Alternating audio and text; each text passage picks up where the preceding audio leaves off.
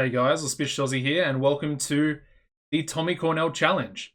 Now, you might be wondering, what exactly is this series? Well, this is going to be a brief intro for every episode, and basically, we're going to be running with an 18-year-old Tommy Cornell. As you can see there on the thumbnail, it does say that Tommy Cornell has signed with Hollywood Grappling Company. So we're playing the 97 Cornell verse with a nice young Tommy Cornell, and he has taken over as the new head booker of HGC, replacing Sam Strong. Now, Sam Strong will still be in the company, but obviously Tommy Cornell will be our head booker, and he's obviously going to be our playable character as well. So he's jumped ship from SWF, and these two companies are now going to have the biggest rivalry they can have possibly. And yeah, I'm going to try and manage the personalities of Sam Strong, Ripcord, and hopefully one day Tommy will be versing both those guys for the World Championship. And it's going to be a tough challenge, because usually I start as the owner of a series, and obviously this time we will be going as the head booker. So that'll limit our spending. It'll limit, our goals.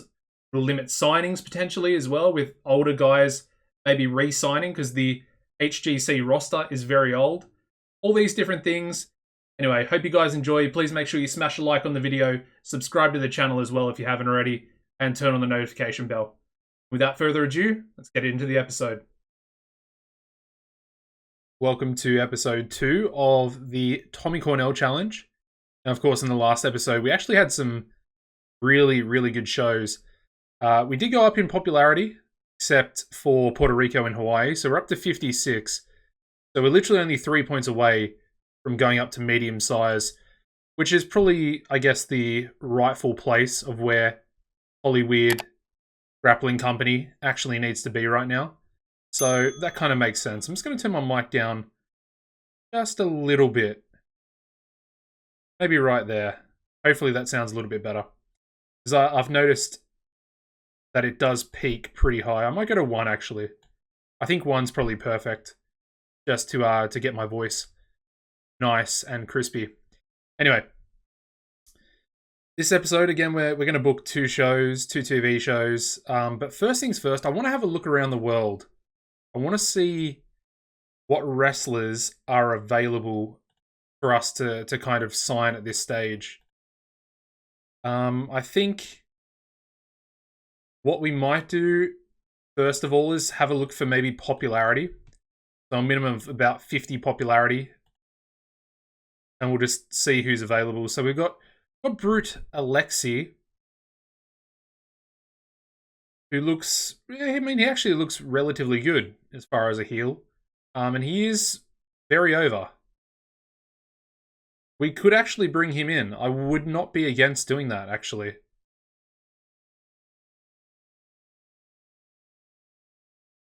It looks like he might have even had some sort of relationship with Dusty Streets.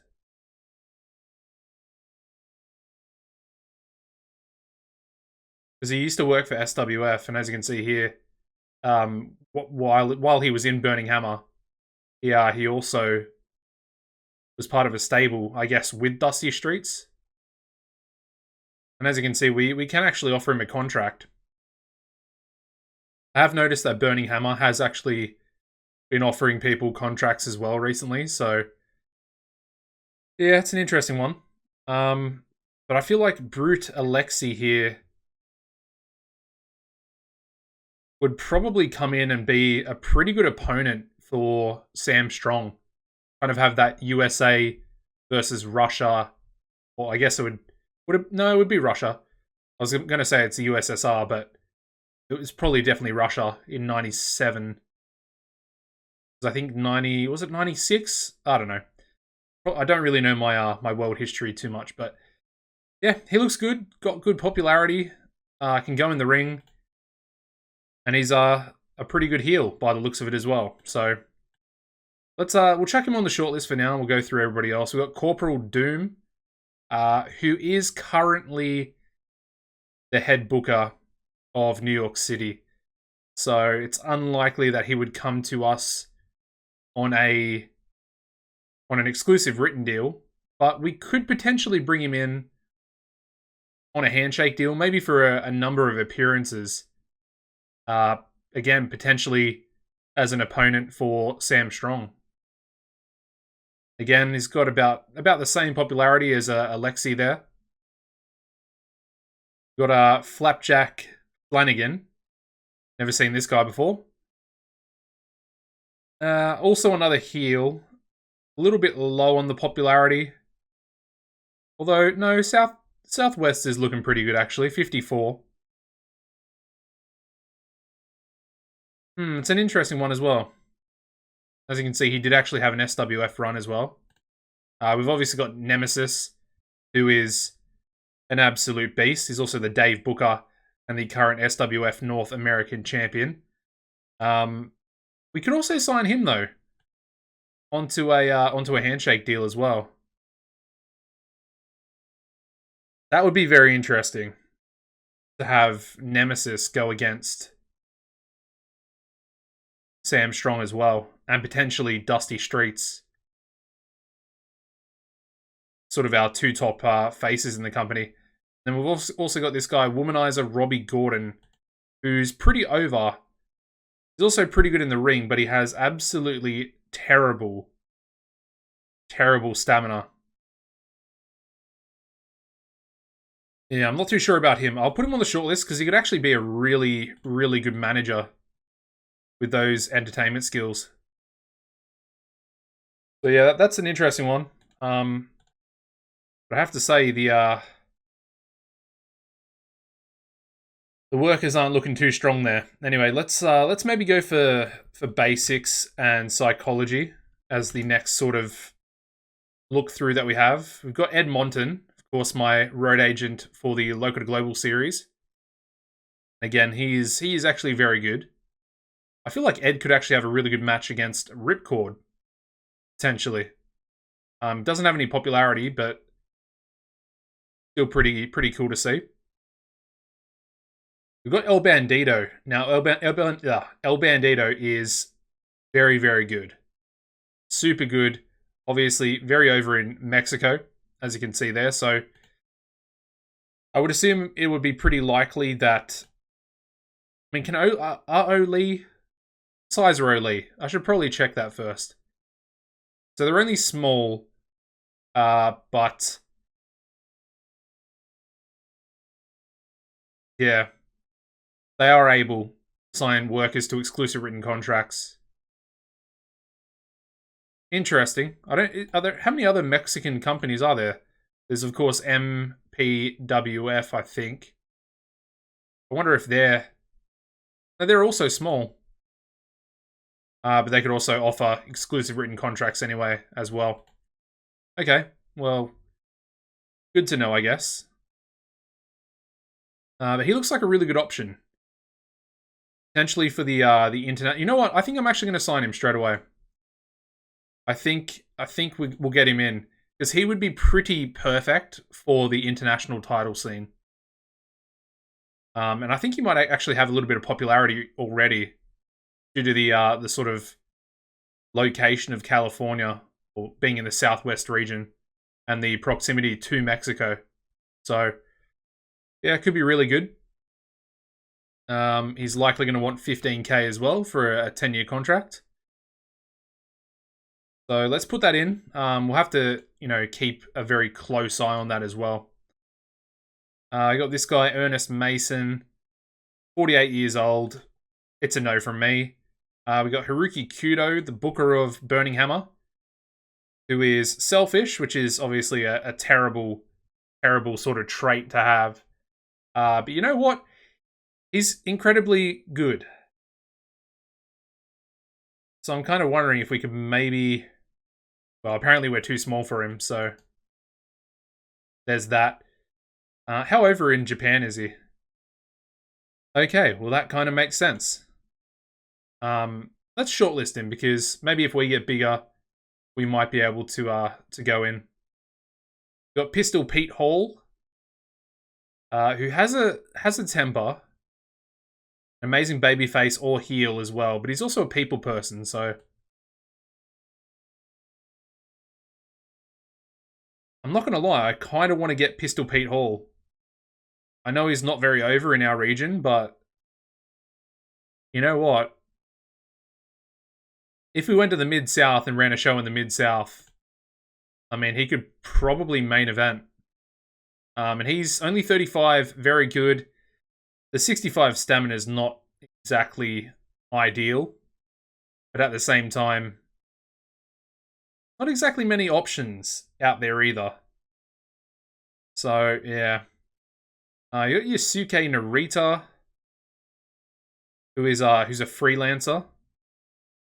I do like the look of him though. Very good high flyer. So he would kind of be perfect for the cruiserweight division as well. So maybe we'll bring him in once Dark Eagle has finished his sort of freelance work for us.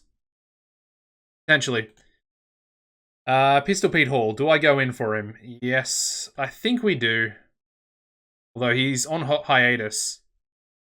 So we have to go up to medium. I think we have to go up to medium in order to actually get him in.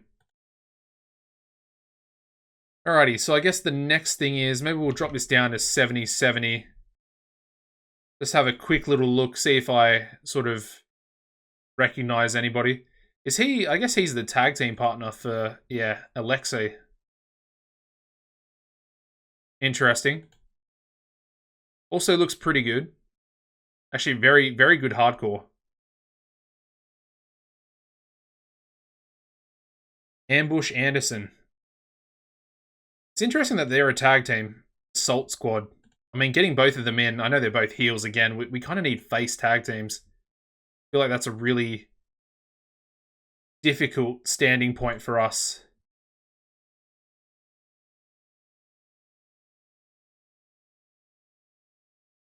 I mean, just looking through, Billy Wood would probably be pretty cool for our hardcore title division.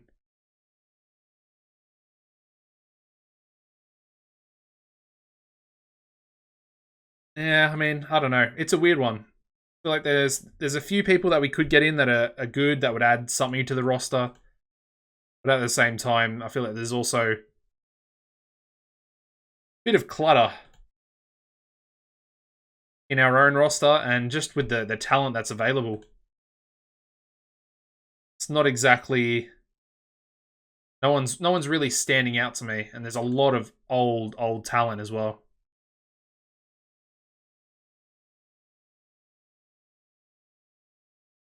We could get Freddie Datson. I do like Freddy, and he is pretty good. Good babyface. Is he part of a tag team with anyone? Should check that as well. No, he's not. He's not. He's only got 12 popularity, which isn't great. But he would likely be one that we could take away from Dave. Of course, like I said, I'm pretty familiar with him from Dave. JD Morgan would probably be another really good talent to take away.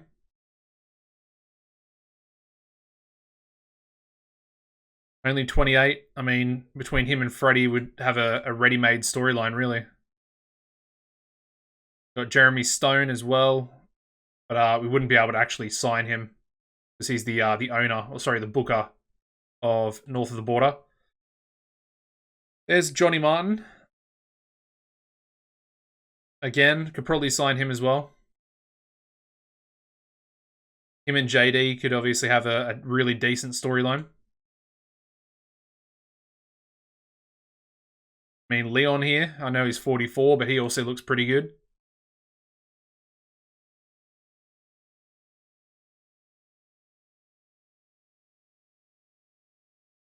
Got Rico Santana.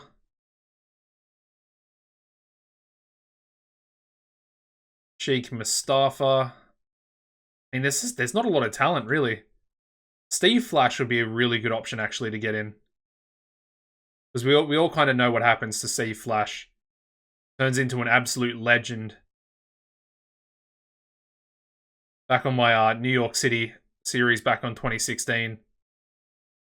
Pretty much the first series I ever did for TEW on YouTube. This guy was in our Hall of Fame and was just excellent, really. Doesn't have any entertainment skills though, which could be a bit of a problem. Although he is Canadian, so he would probably fit in very well with the international title picture. So I think we'll get him in as well. He's a good face. And you know what? We'll get him for 10 years as well. I know that's kind of overkill a bit, but we may as well, to be honest. I mean, keep him away from some of these other companies. Got the Hype as well, who is very good, but also unpredictable, heavy drinker, heavy soft drug, heavy hard drug user as well. But is a real talent, and actually got released by SWF.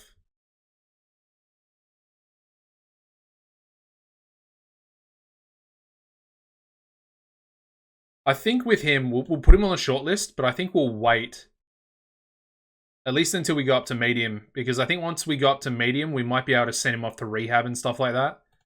So, yeah, I think we'll just wait. This guy's pretty over. Warren Young.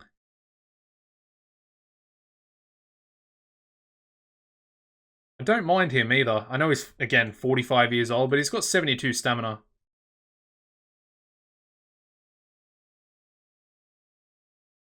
We could maybe get him in on a handshake deal.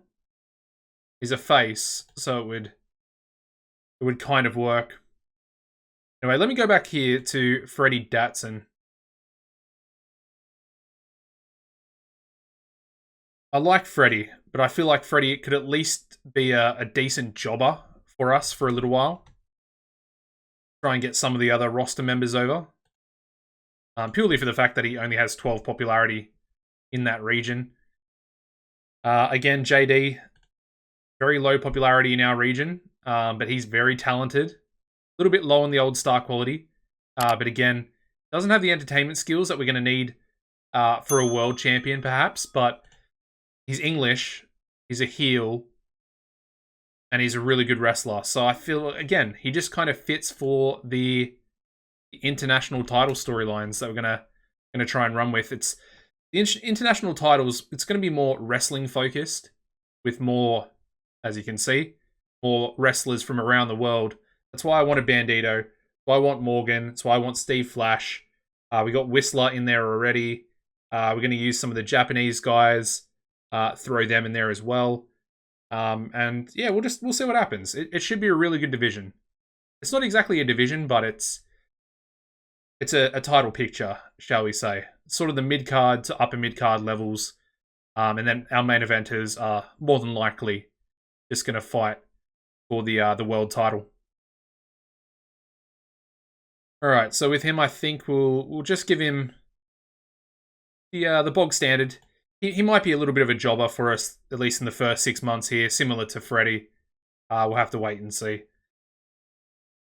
And then I got to think about this guy, Johnny Martin. He's also really good. I feel like he would actually fit into the hardcore division. I mean, I know we don't really need to even look at the hardcore stat because we're not really using the actual hardcore matches per se, but I mean, we could actually use them if we have two guys that are, very hardcore orientated. Could be one of our match aims that we do use. It's a tough one. I think if we don't sign him, SWF potentially might sign him. So yeah, it's a tough one. I mean, the fact that he's in a tag team, what's Rick Sanders doing? Let's check him on the shortlist. Let me jump back here, reset this. I want to look at Rick Sanders. Rick Sanders. Is he a face? He's better as a heel. He's not exactly very good either. It's kind of unfortunate. But you know what? The Ace Express could come in as a face tag team. And we could kind of use them as our sort of...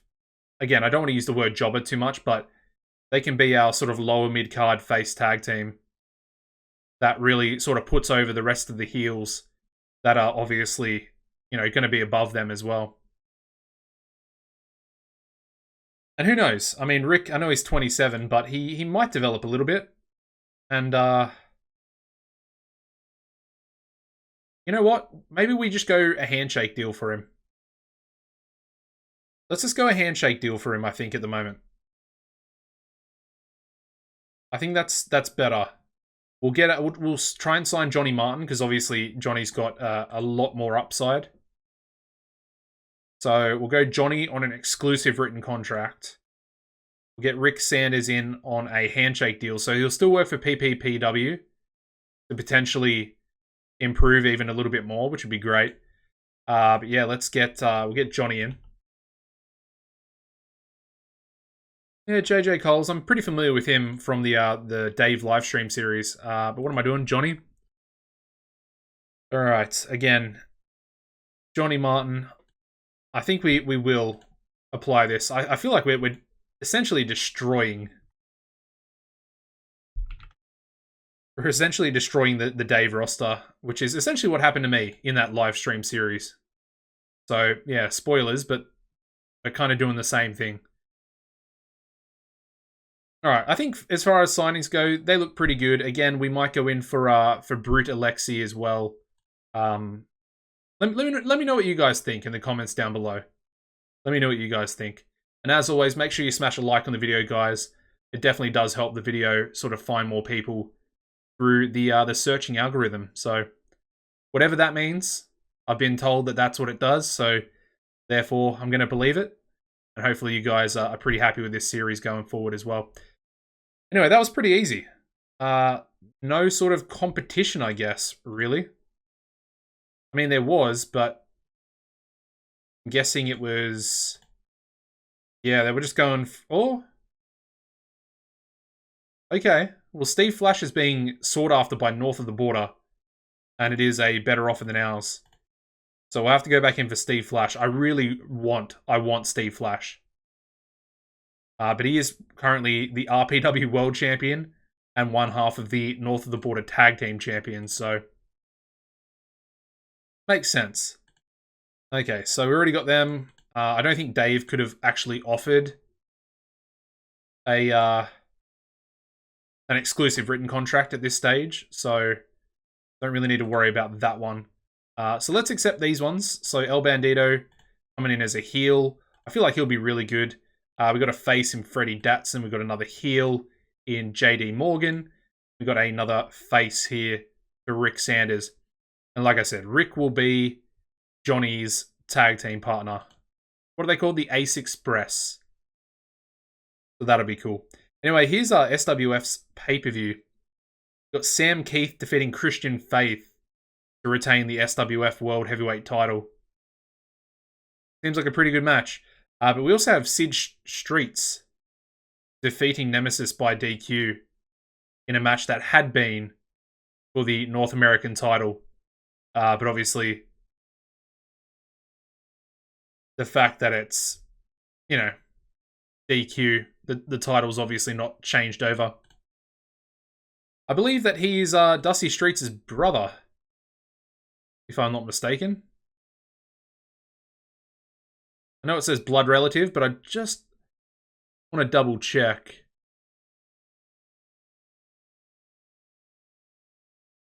I mean, it doesn't really say.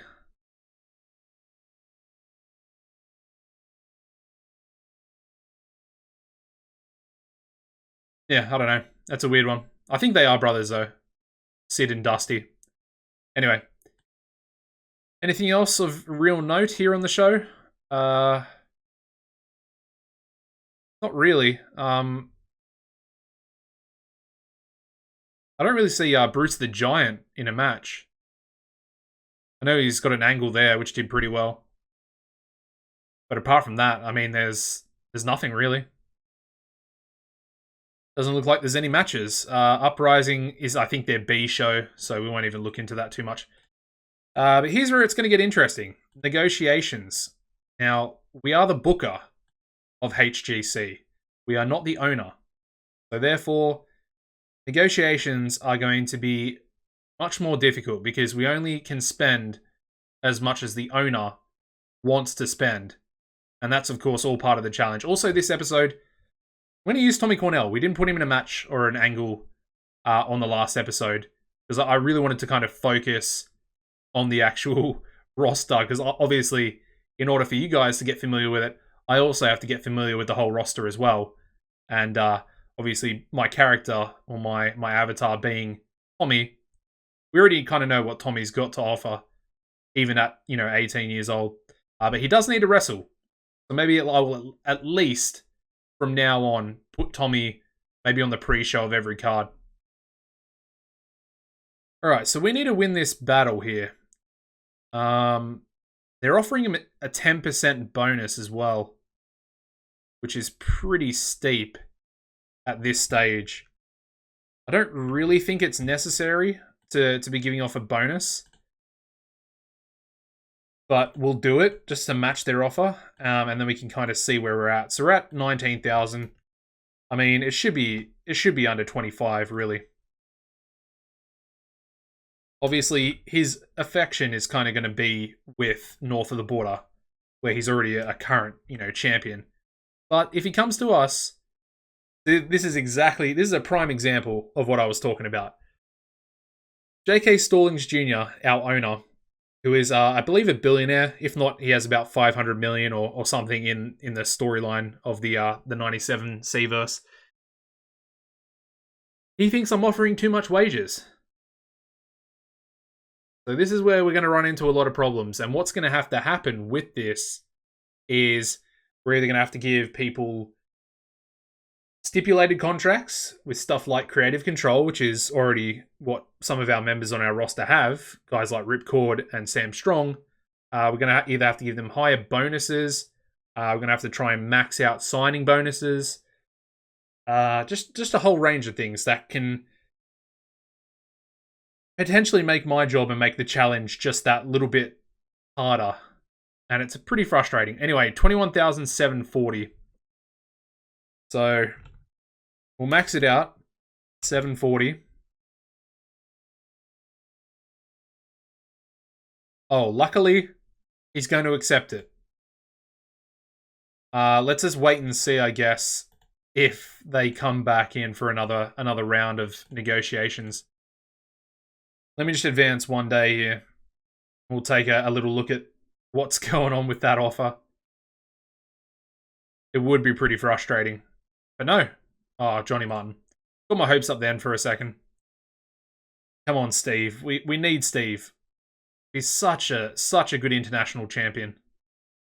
And obviously, I've told you guys, I have a very fond place for him in my heart. Okay. Right. Well, it looks like we're not getting him. Didn't even give me the option to go back in. Because, yeah, I mean, they altered the terms on Sunday. And we're on Sunday week 2. And he's, signed an exclusive written deal. So, bye-bye Steve Flash. I guess that's maybe because he knew that we were at our maximum. Yeah, a little bit unfortunate, not going to lie. He did actually retain his tag team titles. Anyway, we'll move on. Let's get into the first show here. Got Dan Stone, of course, the father there of David Stone, who we've signed, and who is a relatively big star for our local to global series. I recommend going and checking that out. We've got over 80 episodes now, or about 80 episodes. I think we're actually up to the 80th now when this video is being released. Crazy series. We've gone up to big size at the moment. Spoilers, obviously, but yeah, things are really good. Anyway, once again, we're gonna do some meddling for Dusty and for Sam. I'd really like to sort these issues out, man. It'd be real nice. Again, we're missing Tribal Warrior. Seeing as we're missing Tribal Warrior, you know what we'll do? Who's his tag team partner? Java. Java doesn't have any popularity. That's unfortunate. Because what I wanted to do is have Tommy Cornell come in and essentially beat him. Is Tommy a face or a heel for us right now? I really don't know. I actually have to go and sort that out. I don't think I did sort it out originally.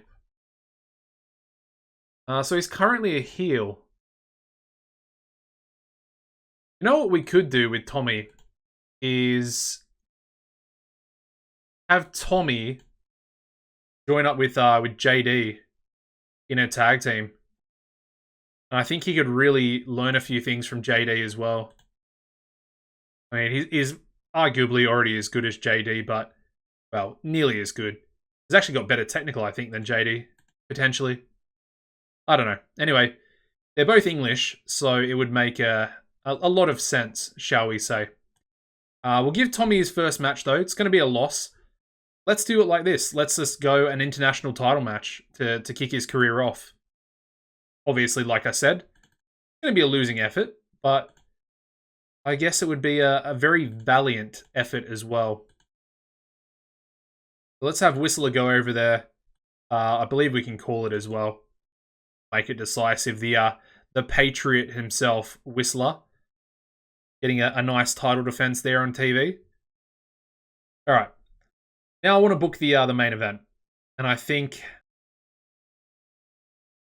a tag team match is going to be pretty decent. We're also going to have Sam Strong on this show as well.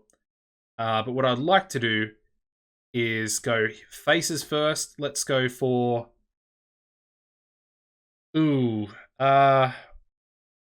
yeah, Richie Pangrazio Jr. can team up with Dusty to actually take on Ripcord. Where is he? Ripcord and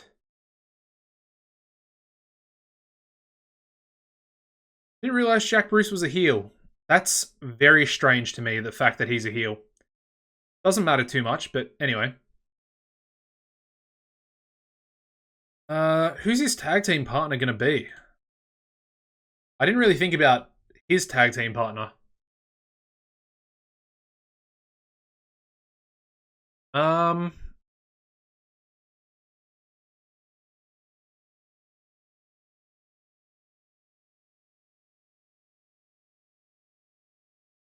Yeah, this is actually really stumping me because for some reason I just decided not to really think about who was going to be his partner in this scenario. One thing I'm really noticing here is we do not have a lot of popular heels. Real big problem. Real big. So we can either use Cobra or Viper. I think we'll use Viper. And we're going to have Cobra take on Sam Strong. Let's go like this. We'll give Rip the victory. Richie can lose. Go open, called, slow built. Decisive or tainted? We'll go decisive because it's Ripcord. I don't really see Ripcord cheating to win.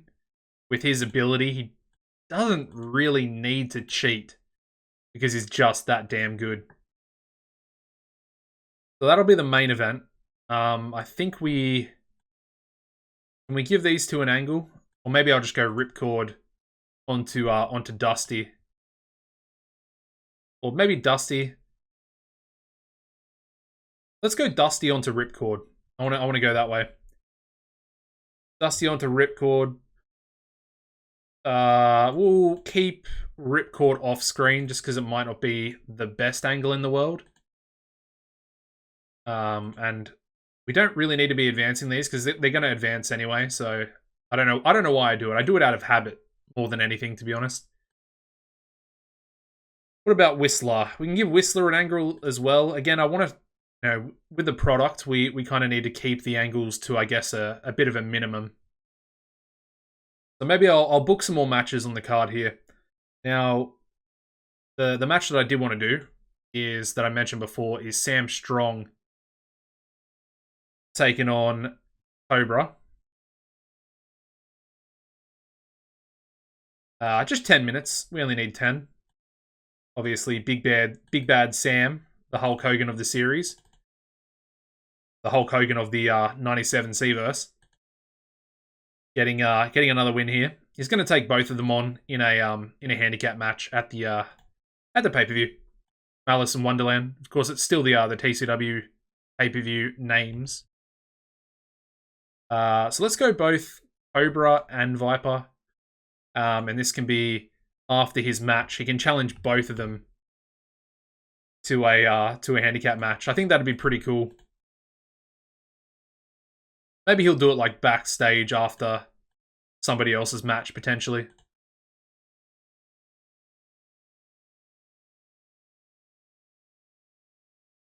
We'll put it there for now, but we'll add another few matches to the card anyway.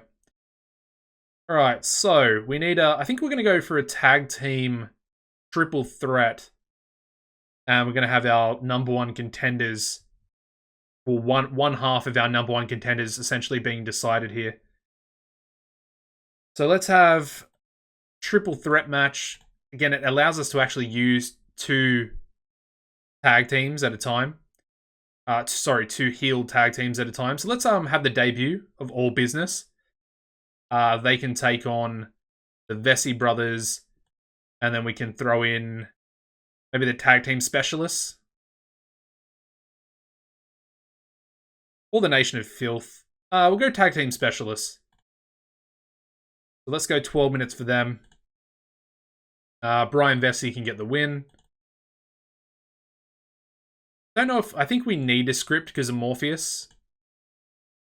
Yeah, we definitely do. He's only got 48 psychology. So Morpheus is going to be a good little project alongside Eric, but he should develop pretty well being his tag team partner. And like I said, we are going to push Eric and try and get him into the main event because not only is he incredible in the ring, but the guy can speak really, really well on the microphone. So can Morpheus as well, actually. He's not terrible. He's not as good as Eric, but he'll do a decent job at least. Let's chuck that there. We can chuck the angle. Yeah, we'll go the angle there. All right, what else? We need a cruiserweight match, that's for sure. Who do we want to use this time? Let's go. Maybe go Dark Eagle versus Electrico. I know it's face versus face, I believe, so it is what it is, but we'll go 12 minutes. Put this a little bit later in the show again, just because the high spots matches, they do need to be there. We'll give Dark Eagle the victory, because Electrico's... he's not exactly very good, but he's very young, so... as you can see there, doesn't really have the psychology yet, but, he will down the line. And as you can tell, likely not to become our first ever Cruiserweight champion. Dark Eagle, though, might have a decent chance. It's kind of a... ooh, he doesn't have the stamina for it? Really? 61? Really? I know it's a high spots match, but geez, come on. So we'll put that there, and again, we'll actually move the angle even further back from Sam Strong. The Sam Strong handicap challenge. What else have we got? We need to maybe do something with the hardcore. Maybe we just go a defense. I guess we can do a defense on the next show. With that said, let's actually maybe do it like a number one contenders match here. Let's go Freddie Datson to take on... how is Jack Bruce actually in the ring? I mean, he's got really good primaries, but very low psychology.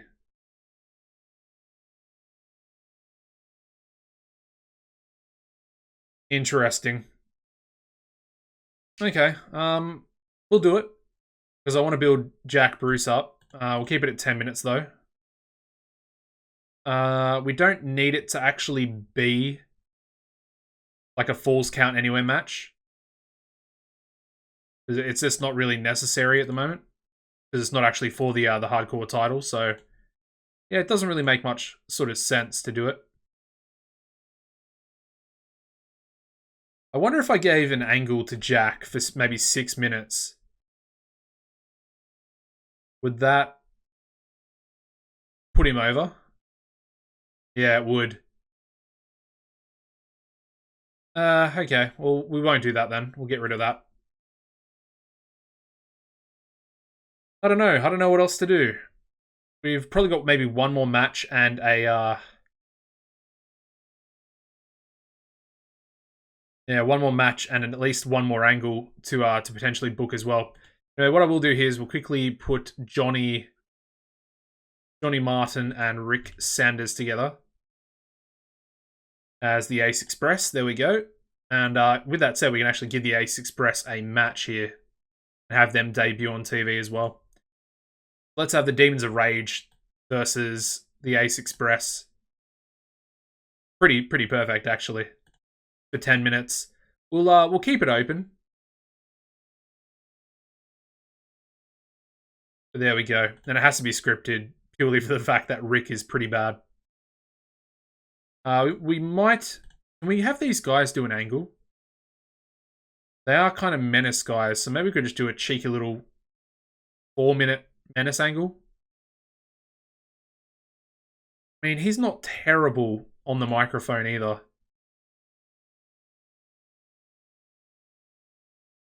He kind of is, though. Let's just do a menace angle. I mean, it can kind of represent... I don't know. Maybe their entrance is very menacing or something like that. I have no idea, but we'll roll with it. We'll roll with it. Okay, book that. That'll kind of at least kick us off on the show. We need. I don't want to do that one. Make this tag team match storytelling.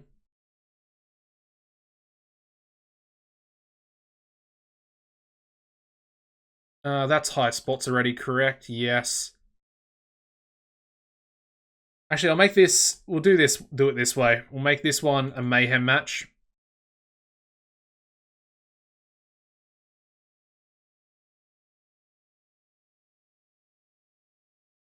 Yeah, we'll go like that. We'll go Mayhem. This one can be storytelling. And we should be good to go. Alright. Well, that looks pretty good. What I will do quickly on the pre-show, though, is have Golden Fox take on maybe Vengeance.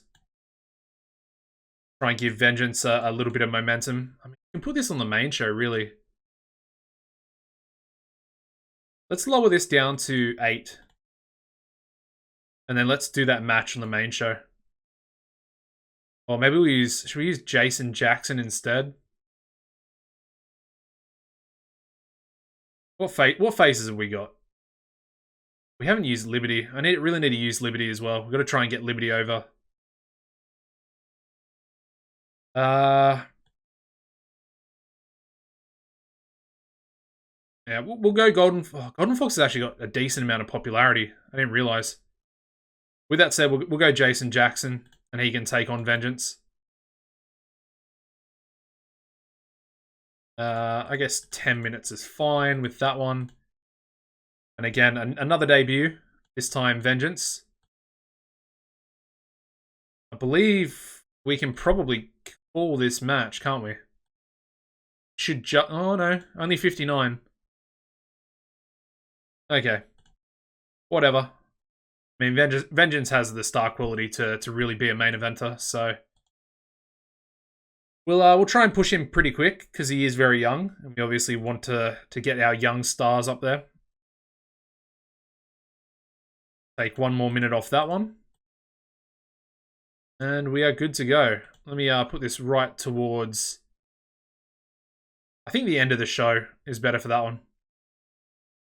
And yeah, I mean, that's 125 minutes. There we go. Let's run the show. We start off with a 50 rated angle, menace angle here from the Demons of Rage. Demon Anger, Demon Spite.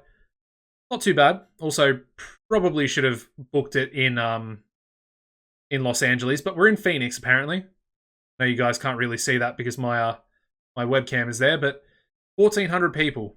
Not too bad. We then go into the debut of the Ace Express. We get a 57 rating out of their debut match. And we have the Demons of Rage defeating the Ace Express in 7:49 when Demon Anger pinned Johnny Martin with a double demon down. Triple D. Johnny, oh no. Johnny's got an initial rating of poor for his gimmick. And Rick's got Tag Team Master, and he got very good for that. Oh, that's so unfortunate. I wish that was the other way around. Because now we're going to have to work really hard. At least with him being poor, he's only in the tag division for the meantime, so it shouldn't hopefully affect him too much. But yeah, no pros or cons either. There we go. Johnny was also really off his game. Anyway, doesn't matter. He lost. It's an okay match. We move on. This one, though, not so good. We get a 30 rating, and we have Jack Bruce defeating Freddie Datson also on debut in 10:25 by pinfall with a New York minute.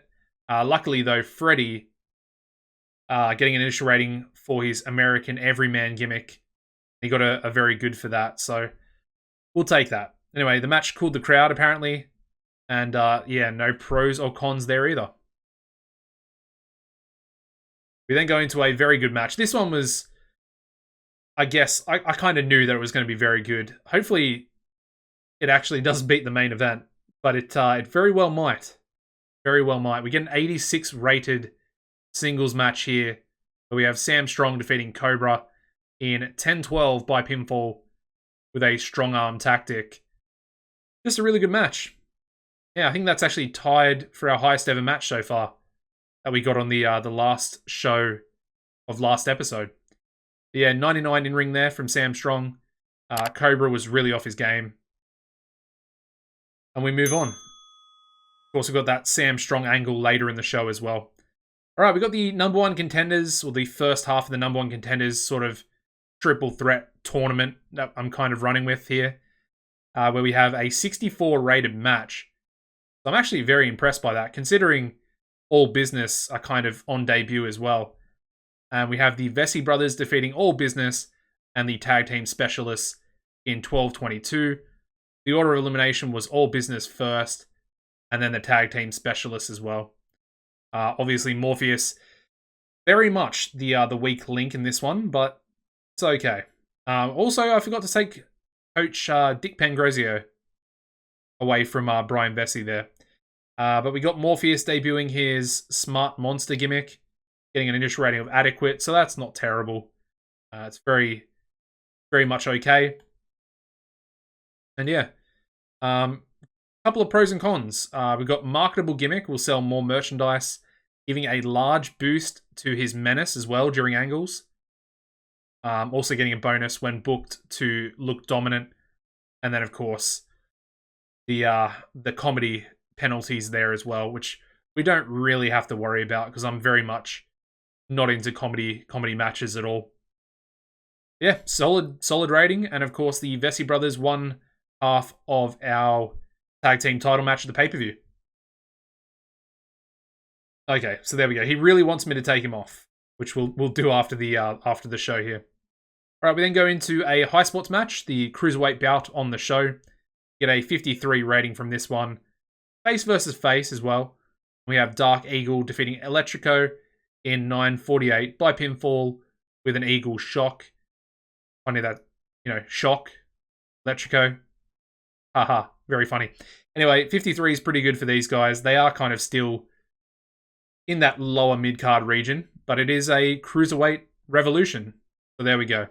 Hopefully they'll definitely get a lot better. All right, we go into the Sam Strong angle, getting a 99, so very close to that 100. He was a real star in the segment, enjoying having the freedom to go off script, of course. But he basically asks management for a match. He wants a handicap match against the Black Serpent Cult. He wants both Cobra and he wants Viper. And that match is essentially booked in for Malice in Wonderland. So there we go. All right, we then... Oh my... You've got to be kidding me. We go into a 41 rated international title match where we have Whistler defeating Tommy Cornell in 11:58 by pinfall with a Rebel Yell. And of course, we have Whistler making his first defense of the HGC international title. However, there are two things here. One, Tommy Cornell sustained a partially ruptured triceps tendon, which seems like a terrible injury. But not only that, his rough justice gimmick getting an initial rating of poor as well. Really sucky. Anyway, luckily though, some really good pros here. We got extremely marketable gimmick. We'll sell far more merchandise than usual, which is great. And it gives a large boost to charisma during both matches and angles. The only downside is his rating is poor, so he's going to get a penalty for that as well. Hopefully it'll start to improve. Maybe we could tweak it down the line as well, and that might potentially cause it to change a little bit. But yeah, just not great. Not great at all. Let me have a look at the dirt sheet real quick. The Whistler was penalized for stamina in a 12-minute match.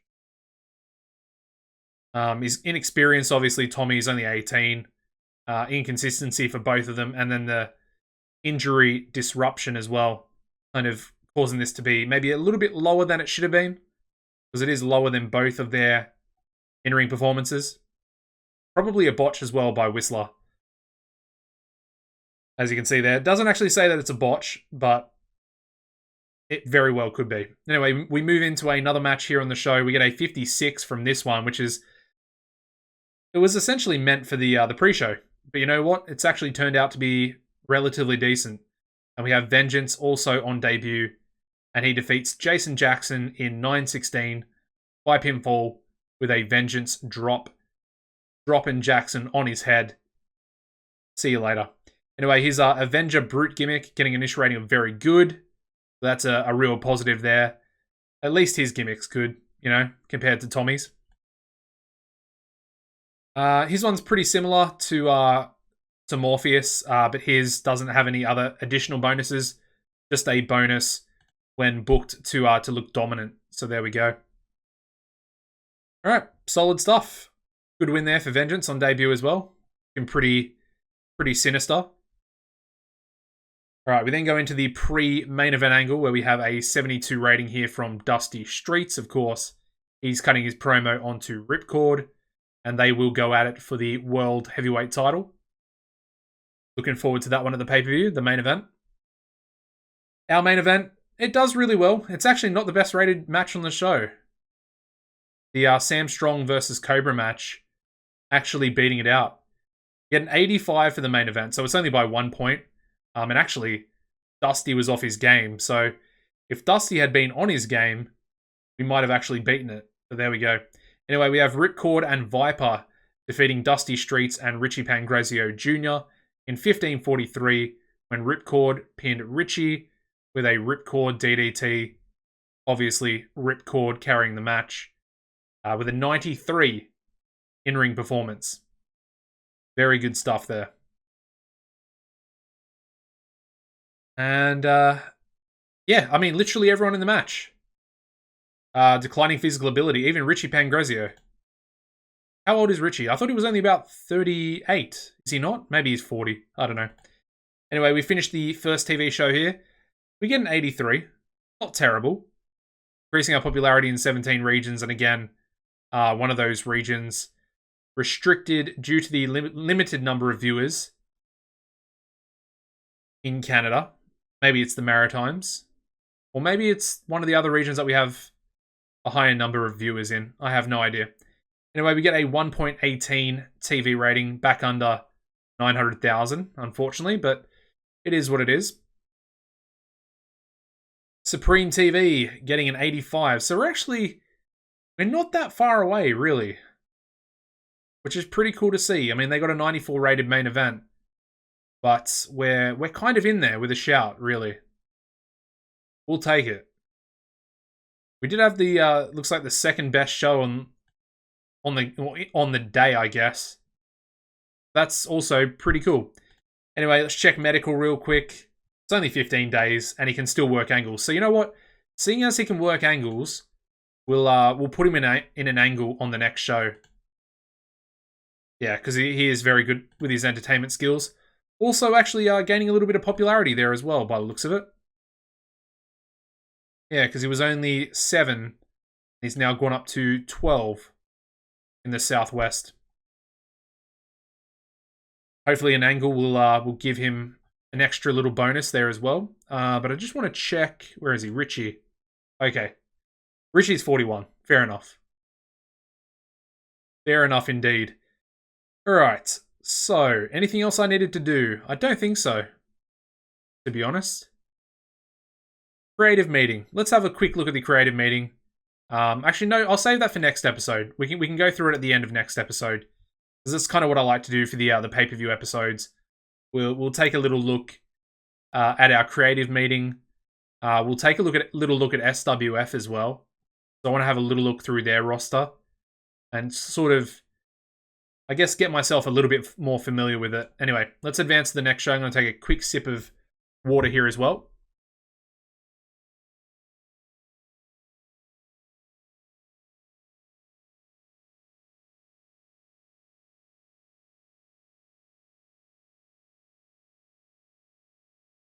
Anyway, I'm really enjoying this series. I feel like it's definitely something that I wanted to do for quite a while. I really wanted to use HGC once the 97 updated database came out. And obviously I couldn't wait, but I didn't want to sort of ruin HGC. That's why I did the Dave live stream series when I converted the 2016 data across. Yeah, really looking forward to it. Really looking forward to getting stuck in and having another really long-term series, I think. Of course, this one, you know, it is going to be, I guess, a little bit similar to the local to global series at the moment, because we're sort of at that stage. I guess we're actually more ahead of HGC, I guess, at this point, but it's going to be similar, but obviously very different. Lots of different people. Anyway, speaking of that, there is one other person I wanted to sign. Sammy Back. 18-year-old Sammy Back. Let's get him in. He's very good. Going to be a really good addition to our cruiserweight division as well.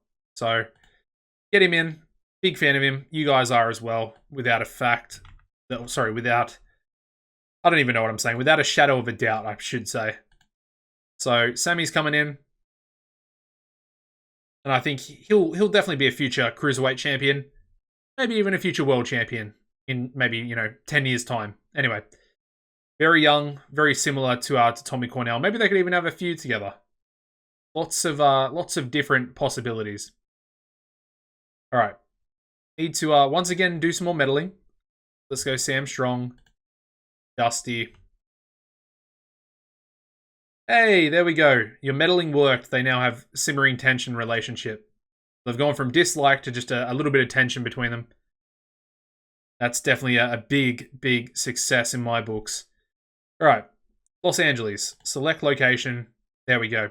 Also, the economy and wrestling industry, 36 and 39 respectively, both rising, which is a very, very good sign as well. All right, so the main event for this show, what shall we do? We don't really have like a lot of options sort of available to us. I almost feel like our main events pretty much have to consist of either Sam Strong or Ripcord at this point. And that is unfortunate. I think what I would like to do... Let's have a look at Vengeance. What is he at? He's only at 18 popularity. What I wanted to do is maybe have Vengeance versus Sam Strong. Nice and early. But I don't think we can really do that. You know what? Let's do it. We're going to do it anyway. We might only be able to do like a 13-minute match or whatever, but we'll do it anyway. See what happens. It should theoretically get a pretty good rating, in my opinion. So, yeah, there we go. We'll see what happens. Let's try and do 15 with a slow build on it. I don't think we'll be able to. I think that's overuse for Vengeance. Maybe not. What if I do one more minute? Maybe it's not coming up yet. Anyway, we'll leave that there. Let's have... What I need to do is clone this match. And again, we're going to go falls count anywhere. Again, I can't really see my keyboard very well. Alright, 1v1, falls count anywhere. Gotta try and remember what I did last time. So we did tables, ladders, weapons.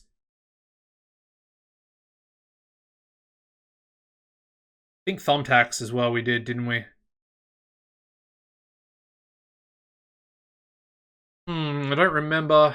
I think did we do car park backstage? I think we did do car park backstage. But it is obviously in the ring as well. More just for the sake of trying to make it a falls count anywhere match. We'll go with that. Alright, so injury risk average. And we need content risk low. There we go. Okay, so this match, gonna essentially do any real face going up against Charlie Homicide, who is our current hardcore champion. So who have we got? We do have Freddie Datson, although Freddy, I guess, had a loss last week, so potentially doesn't make sense for him to go in. Maybe Monty. Monty's a decent option, actually. And in theory, this could actually be a real hardcore match, but should we do that? Should we try that? I don't know. Got 47. I mean, Charlie's got really good hardcore as well. You know what? Let's do it. Let's go hardcore. Because if you're not hardcore, we don't want to talk about it. There we go. I guess I should probably make it open as well. Don't want to just be all Charlie Homicide absolutely destroying Monty in this match, but there we go. Can Charlie speak? Yes, he can. Alright, well, seeing as he can speak, give him an angle. Maybe just 6 minutes. And, yeah, I guess he can actually be beyond Jack Bruce. Why not? It's going to advance their storyline, potentially. I'll actually make it advance their storyline. East Coast Warriors, there we go. Have that be Pat Deacon as well. Of course, we're going to give Sam Strong an angle as well. You know what? We'll make it against both Cobra and Thingy again. We might even have a Cobra and Viper angle. I don't know if they can actually speak, but I guess we'll find out.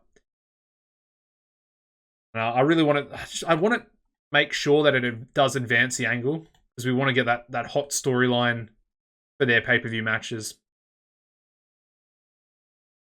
That's the wrong angle. There we go. Alright, so the rest of the show, we need another triple threat tag team match. This one's going to have Mucha Lucha. Going to have Spirit Warriors.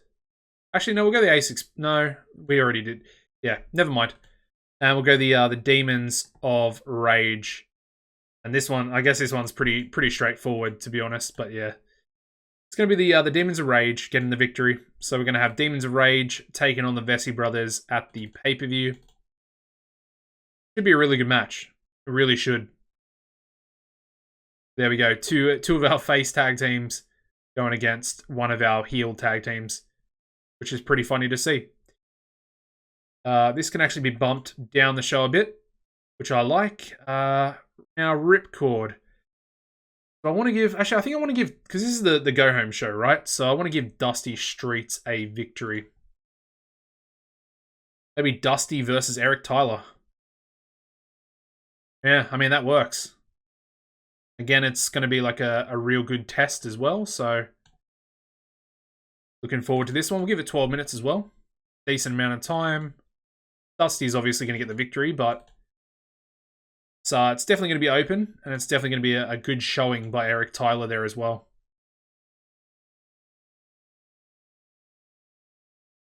Maybe before this match, we'll actually have Ripcord sort of come out and maybe confront Dusty Streets. So he'll obviously be in the ring getting ready for the match, or the match is about to start. And then we just have Ripcord come down and start, trashing him. Kind of makes sense. See Ripcord doing just that. We might actually have that to sort of start the show as well, potentially. Alright, what else do we need to do? I think we need to do sort of something with Cowboy. I was going to say maybe Cowboy versus Romeo, and then Cowboy can lose that match, just to build Romeo up for his international title match. Yeah, I guess so. I don't like to give Cowboy a loss, but yeah, we're essentially going to have to do it. He does have low popularity anyway. There we go. Quick 10-minute match. Romeo Heartthrob can get a tainted win. Actually, we might even have... Let's have an interference. We may as well, because we are going to run with this match at the pay-per-view. So Jimmy Powers can come in. Jimmy Power can come in, make a nice interference, and more or less cost Ricky Dale the match in this one. I like it. There's not really anything else we really need to go over. I mean, how many angles? We've got 3 angles on the show so far. Almost feel like 3 angles is kind of enough. What faces do we have left over? Let's go Rick Sanders, and Rick Sanders can actually take on BLZ Bub. Let's go we'll go an 8-minute match on this one. Look, we'll make it open. I don't want to absolutely bury Rick Sanders, to be honest. We might even make this a work the crowd match, because I know it can go on first, because I know it's not exactly gonna set the world alight. This one, are they both good at technical? 58 technical there, and I know Eric's pretty good at technical. Damn, I'm thinking we could maybe have gone with a technical masterclass on this one. We only need to give it 15 minutes.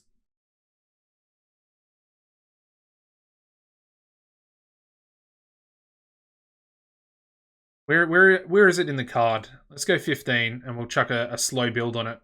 Let's do it. I want to see how it does. All right, so it's only there. You know what we'll do?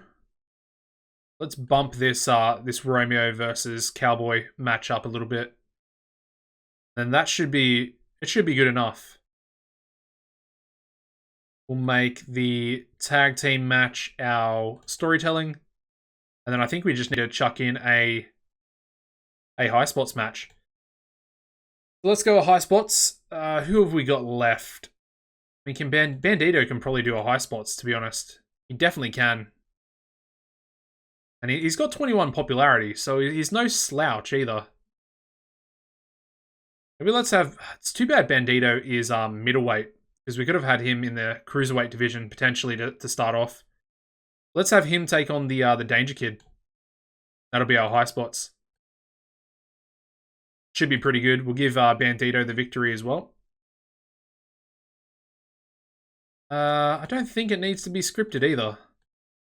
It definitely does. Okay, 59 psych for Danger Kid. For some reason I thought he was better. As you can see, still getting used to the roster. There we go. Alright, so we'll bump that towards the sort of the back of the card a little bit. Maybe right there, I think. After the hardcore title match. Yeah, that looks really good. What are our problems? Alright, Pat's being overused. It's already Archie. What else? Probably this match. That match can be Archie as well. There we go. All right, that looks pretty good. Let's I said I was going to give Tommy Cornell an angle. I wonder if I can give him an angle in the pre-show. I want to see how he does in the pre-show. This is a good little test. 8 minutes for Tommy. We'll use it as a real test to see how good he can actually be. All right, let's run the show. All right, so we start off with a 40 rated pre-show angle by Tommy Cornell. Working the crowd well. That's a positive as well. It's a 40. 40's not too bad for someone with very low popularity. So I'm actually... I would put that on the show, I think. I would put that on the show.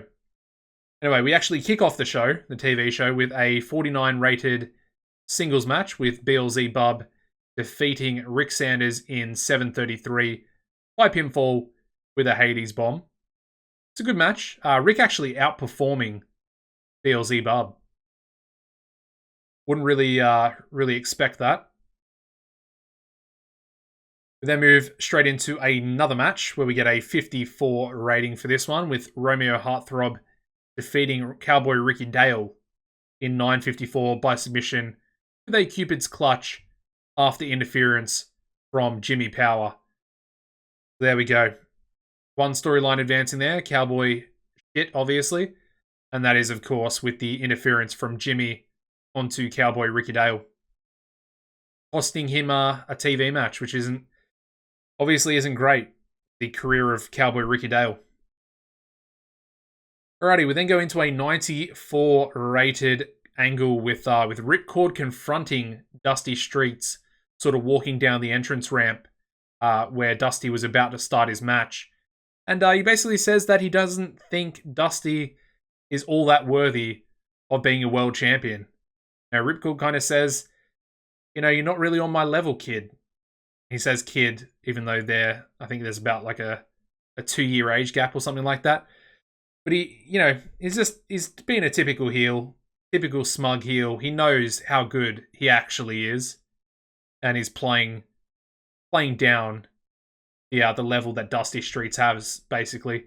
More or less saying that he has zero chance of beating him and becoming the champion. Really like the 94, though. And having Dusty sort of at least appear in the angle. I know he's not speaking. But just him being, I guess, present and being the focal object of Ripcord's angle, it's definitely going to help him out. He might gain a little bit of popularity.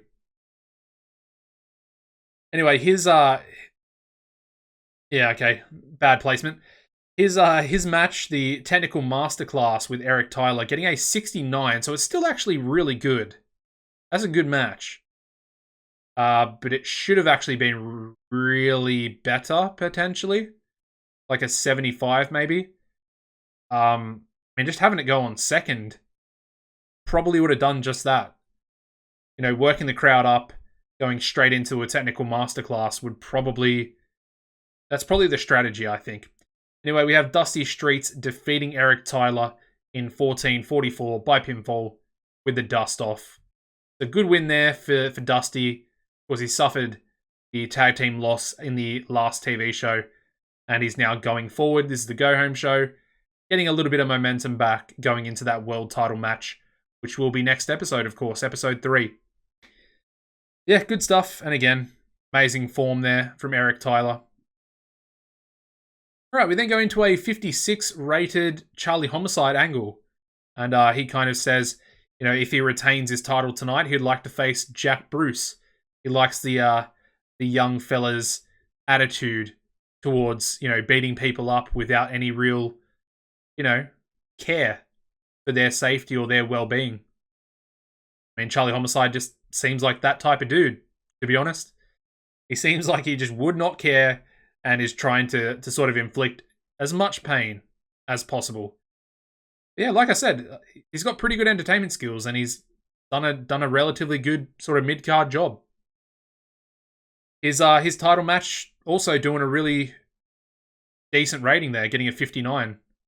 And we have Charlie Homicide defeating Monty Walker in 12:28 by pinfall. Of course, it was a Falls Count Anywhere hardcore like legitimate hardcore match. And we have Charlie Homicide making defense number 1 of the HGC hardcore title. Yeah, it's just a really good match, man. That's really solid. Again, obviously Charlie's got really good hardcore, so having another, relatively good hardcore worker in there with him is going to be pretty beneficial if we try and use that match type, I think. All right, we then go into our high spots match. Obviously, I wanted to say our cruiserweight match, but El Bandito is a bit of a big unit. Anyway, he's still very good at high spots. We get a 58 for this one as well, so very sort of similar.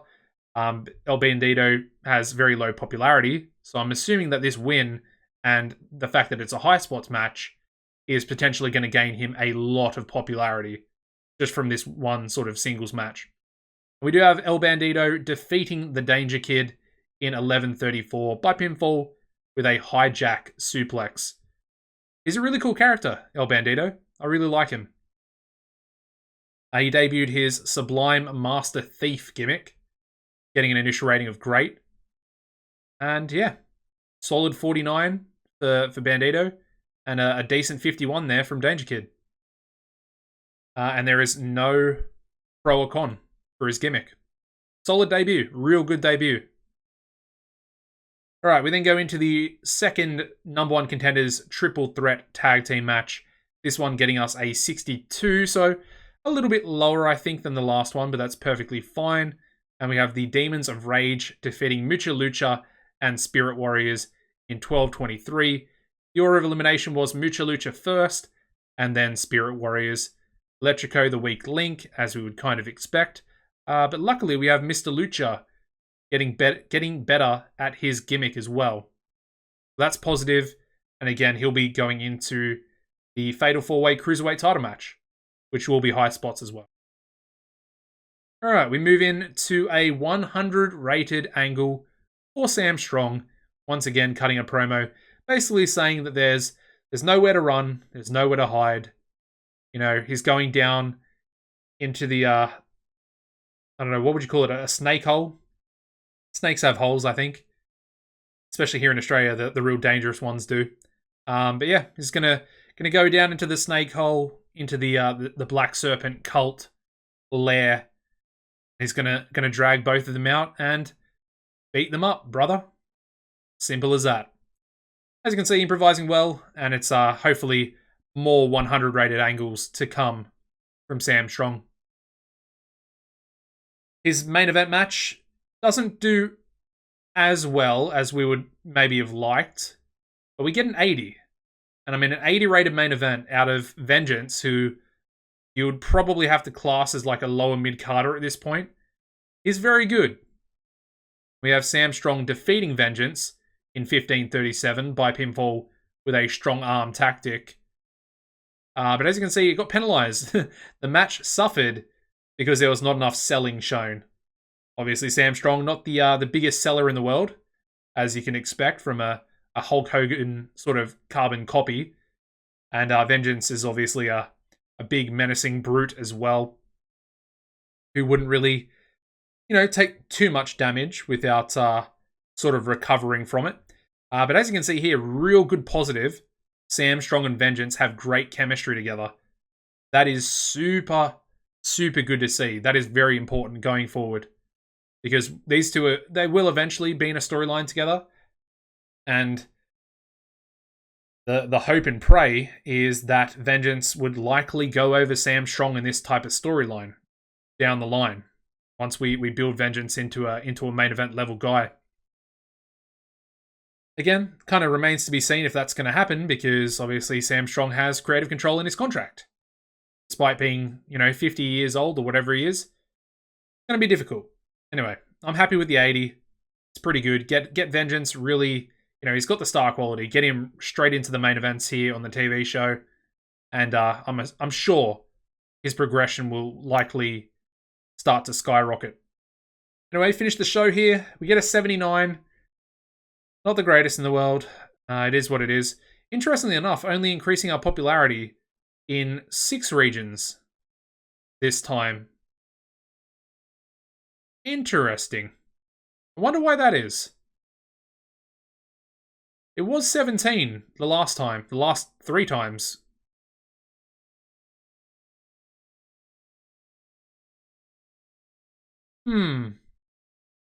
Anyway, Hollywood TV getting an initial rating, a TV rating, of 1.16. Slightly lower again than compared to last week. Just about, 22,000 people?